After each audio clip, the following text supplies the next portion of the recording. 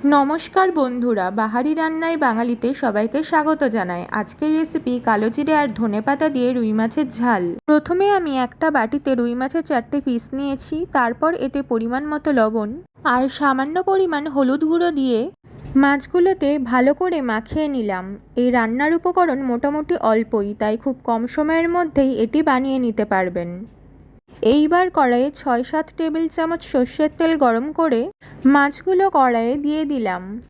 এইবার মাছগুলোর দুই পিঠ হালকা করে ভেজে নিয়ে একটা বাটিতে তুলে রাখবো।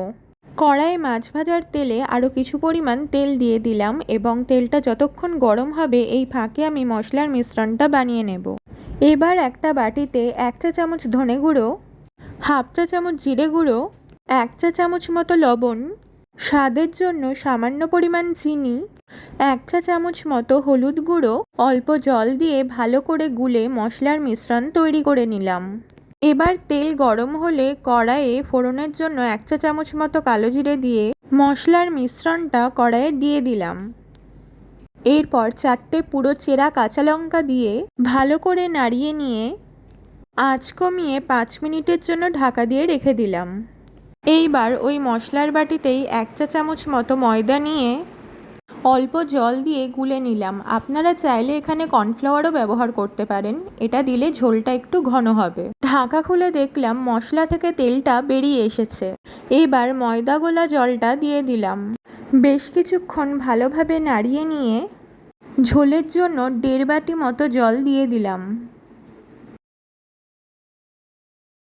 ঝোলটা একটু ফুটে উঠলে মাছের পিসগুলো একে একে দিয়ে দিলাম। মাছগুলোকে ঝোলের মধ্যে ভালোভাবে ডুবিয়ে আরও 5 মিনিটের জন্য অল্প আঁচে ঢাকা দিয়ে রাখলাম।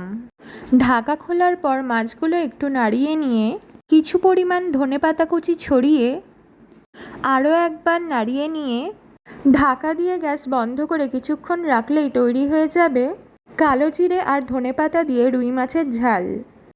ভালো লাগলে অবশ্যই লাইক, কমেন্ট, শেয়ার করবেন আর নিয়মিত রান্নার রেসিপি পেতে চ্যানেলটাকে সাবস্ক্রাইব করে বেল আইকনে প্রেস করবেন।